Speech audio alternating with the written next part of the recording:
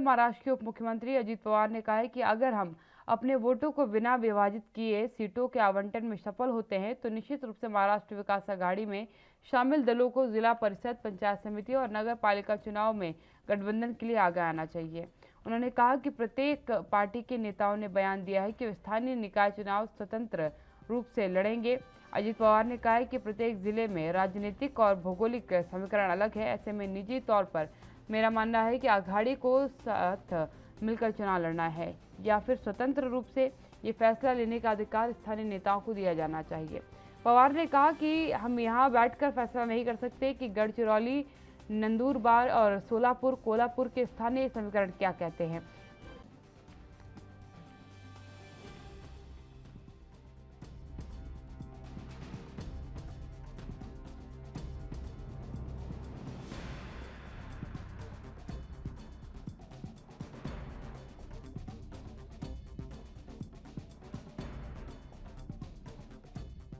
इसलिए शिवसेना और एनसीपी की भूमिका पर सभी का ध्यान है।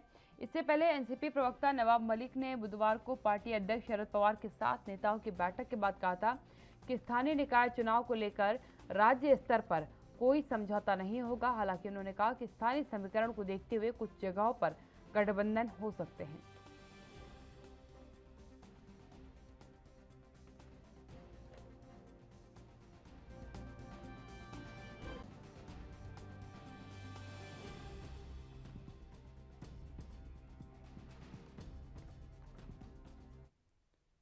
सत्यप्रकाश जी मेरे साथ जुड़ चुके हैं, संवाददाता है मुंबई से, उनसे बात कर लेते हैं।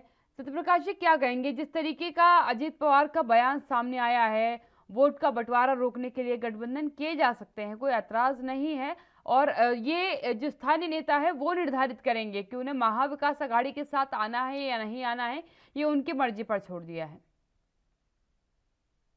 जी बिल्कुल, देखिए जिस तरह से लगातार महाराष्ट्र में महाविकास आघाड़ी सरकार मिलकर सरकार चला रही है, ऐसे में अब जो है मनपा का चुनाव है, राज्य पंचायत का चुनाव है, इस तरह की चीजें जो है सामने आ रही है कि अब जो गठबंधन के लेकर तमाम तरह के कयास लगे थी कि पिछले कुछ दिन पहले ही कांग्रेस ने साफ तौर पर कह दिया कि वो अकेला चुनाव लड़ेगी, उसको लेकर अब रह गई एनसीपी और शिवसेना। एनसीपी भी चाहती है कि राज्य स्तरीय स्तर पर जो है गठबंधन को लेकर मंथन होना चाहिए, राज्य स्तर पे, जिले स्तर पे ही जो है लोग अपनी अपनी बातों को रखना चाहिए। उसके बाद जिले स्तर से ये आवाज आनी चाहिए कि गठबंधन होना चाहिए या नहीं होना चाहिए, उसको लेकर खासकर तब जब वोटों को बंटवारा किए बिना आपसी समन्वय को बनाया जाए, उसके बाद जो है गठबंधन को लेकर विचार किया जाए। तो सबसे अहम बात है कि जब चुनाव होने हैं, ऐसे में वोटों का बंटवारा नहीं होना चाहिए और आपसी तालमेल भी होना चाहिए, जिसका फैसला जो है उस राज्य के जिले के तमाम पदाधिकारी करने चाहिए। यानी कि जिस जिले में चुनाव है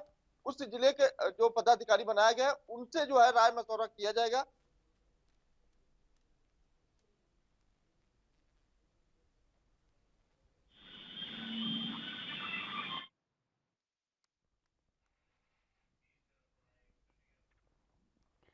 तो यकीनन समीकरणों को साधने के प्रयास के बारे में यहाँ पर बात की गई है। शरद पवार की तरफ से भी बयान सामने आया है जिसमें उन्होंने कहा कि स्थानीय निकाय चुनाव को लेकर राज्य स्तर पर कोई समझौता नहीं होगा। सत्यप्रकाश जी मेरे साथ लगातार बने हुए हैं। सत्यप्रकाश जी, क्योंकि शरद पवार का बयान भी सामने आया जिसमें उन्होंने कहा है कि स्थानीय निकाय चुनाव को लेकर के राज्य स्तर पर कोई समझौता नहीं होगा, लेकिन स्थानीय समीकरणों को देखते हुए गठबंधन किया जा सकता है। क्या मायने निकाले जाए इन शब्दों के? से महाराष्ट्र में सबसे ज्यादा जो अगर सीटों का आंकड़ा है तो शिवसेना के पास है, उसके बाद जो है एनसीपी है, फिर कांग्रेस है। अब ऐसे में जो आंकड़े हैं कहीं ना कहीं आसपास ही है। दूसरी तरफ यह भी देखा जाता है कि हर इलाके में, हर जिले में जो है अलग अलग समीकरण भौगोलिक स्थिति के तौर पे होता है, उनके वोट बैंक अलग अलग होते हैं। तो लिहाजा अगर गठबंधन की स्थिति बनती है तो हर जिले में अलग अलग भौगोलिक स्थिति के अनुसार स्थिति बनती है। तो लिहाजा राज्य ये एनसीपी चाहती है कि जो भी स्थिति बने वो कहीं ना कहीं फैसला पहले हो जाए कि आखिरकार कौन सी सीट पे गठबंधन होना चाहिए या कौन सी सीट पे गठबंधन नहीं होना चाहिए।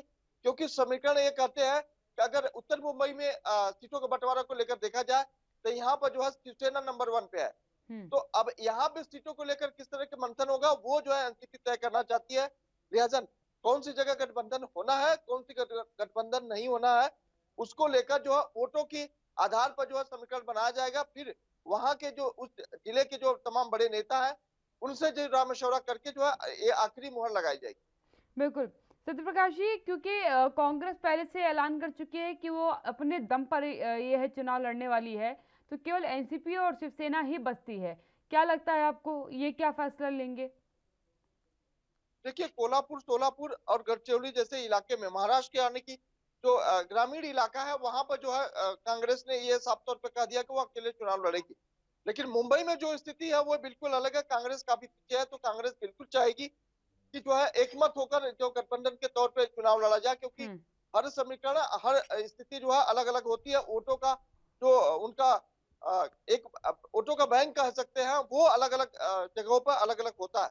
इस स्थिति को देखते हुए एनसीपी चाहती है कि अगर एक गठबंधन के साथ चुनाव लड़ जाए तो विपक्ष को बिल्कुल मात दिया जा सकता है, क्योंकि विपक्ष इस वक्त जो है बेहद ही मजबूत है।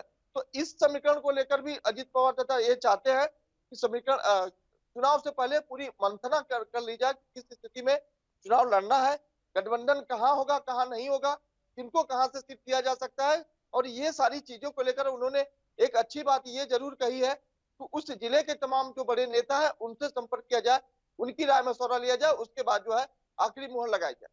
बिल्कुल, धन्यवाद सत्यप्रकाश जी मेरे साथ जुड़ने के लिए। सत्यप्रकाश सोनी मुंबई से मेरे साथ जुड़े थे, और यकीनन विचार विमर्श लगातार किए जा रहे हैं कि गठबंधन किया जा सकता है या नहीं किया जा सकता, लेकिन बयान ये कह रहे हैं कि स्थानीय समीकरणों के अनुसार गठबंधन हो भी सकते हैं।